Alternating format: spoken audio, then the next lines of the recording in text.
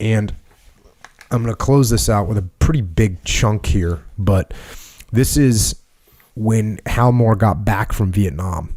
He wrote a little piece called Lieutenant Leadership in Combat. And here's what he says. This is a compilation of a few of my views on leadership of and by lieutenants, specifically infantry platoon leaders in a combat zone. It will be somewhat mixed in perspective and is not possible in these few words to get across my full views on leadership. In my judgment, a leader builds over time his own unique brand of empathy or lack of it with his subordinates and creates his own leadership debits and credits with those under his orders. So you've heard me talk about leadership capital. Same thing he's talking about there, leadership debits and credits. He does this through personal contact and shared experience based on the interplay between leader and led, working with mixed perspectives shaped by the dynamics of real time and real life. Leadership is a highly personal, individual matter. Each leader must establish his own approach based on an internal compass using a method geared to his personality, his capabilities, but always oriented toward accomplishing the mission while knowing and taking care of his men. Now, while he says that, you got to come up with your own method of leadership. They're the fundamental principles that he talks about, that we talk about all the time, that we wrote about. Those don't change. You got to find your methodology of presenting them and carrying yourself, but the fundamental principles are fundamental.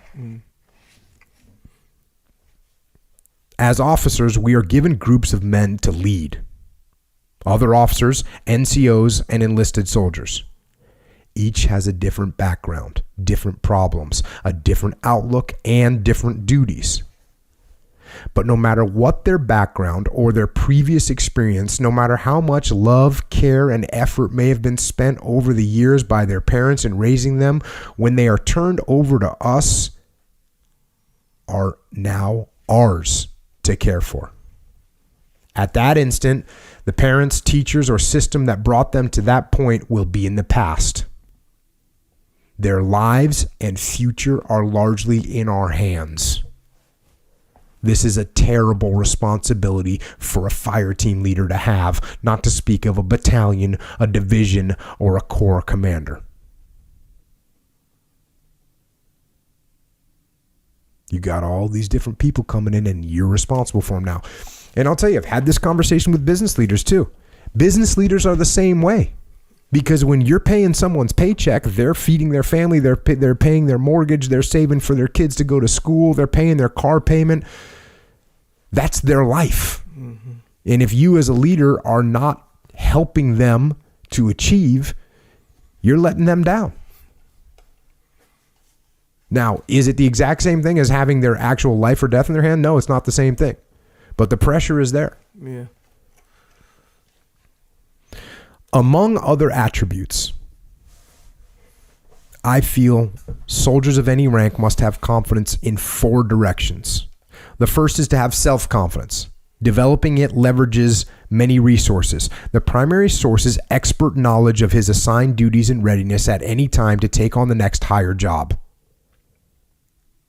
So you don't want your people just trained to do their job. You want them to be able to step up and do the next job above them in the chain of command. In addition to creating confidence through individual expertise, his superiors facilitate its development through trust in how they treat them. This is imperative. Every person's dignity must always be respected.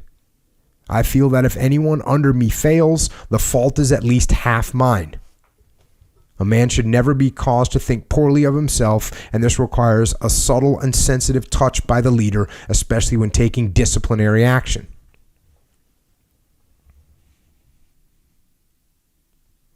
So the first thing he wants you to have is self-confidence, right? And you develop it by how you treat him. Mm. Second, but not in priority order, is the necessity for each to have complete confidence in his personal weapon, as well as any other weapon he might have to handle, to include using radios and knowing the procedures for requesting and controlling mortar and artillery fires. Developing this takes leader-controlled, leader-supervised training. So you want to be good at your job. You want to be expert in your job. The more expert you are in your job, the more confidence you're going to have. The third, confidence in the unit and the men who are fighting. The third is confidence in the unit and the men who are fighting with him. At whatever level, the leader must strive to develop an intense esprit de corps, but never by running down other units. An example of what not to do is to permit internal subunits to be so disloyal to the organization as a whole as to criticize, snipe, or run down sister units, be it a squad, platoon, or company on up. It is self-defeating and tears the unit as a whole. Tears down the unit as a whole. So, you want them to have esprit de corps, but you don't want them to get it by cutting down other units that are within your team. Fourth, and so vital, a man must have confidence and trust in his leaders. He must know and utterly believe his leaders are competent professionals who know what they are doing and are not careless or casual in their outlook toward their responsibilities. For a subordinate to be confident in his leader, the subordinate must know the leader is aware of and appreciates what the subordinate must face and the life he must lead in performing his job. The leader must make every effort to get inside the heads of his men and see their problems and the world from their viewpoint. You got to get the perspective of your people. You got to understand what they're going through. You know, he talked about in We Were Soldiers Once When Young that in the Civil War, the officers, it was like bad if you can ride your horse all the time. Because you didn't understand the guys that were marching, what they're going through. And in Vietnam, some guys were riding the helicopter all the time. Some commanders would stay over the battlefield at 2,000 feet out of small arms range. We're safe up here. Nothing can happen. But you forget what those guys are going through down there on the ground. Yeah, that jams in jiu-jitsu.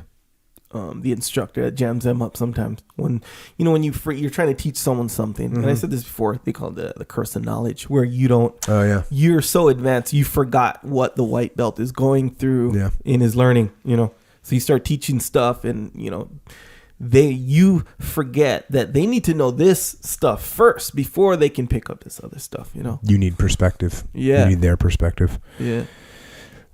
Back to the book. This takes some doing, and while the leader cannot be intrusive into personal affairs, he must help solve personal problems if he can, especially if the problems penalize individual or unit performance. For example, in garrison, and to some extent even in a combat area, most disciplinary problems stem from women, alcohol, firearms control, money, and vehicles. This is from my old job. This is 100% true. Women, alcohol, firearms control, not so much. Money and vehicles for sure. Yeah. Guys crashing cars, guys DUIs, guys crashing motorcycles, guys getting in trouble with girls. Drinking is encompassed in all those. Mm-hmm. Knowing this, a leader can perform a lot of preventative maintenance. As an isolated but not sole example, pay problems often arise for separated families living on limited income. Many of these can be eliminated in advance by real leadership. In summary, my views are: take care of the troops, develop four-way confidence, and be professional. This ensures we can carry out our first duty, accomplishment of the mission.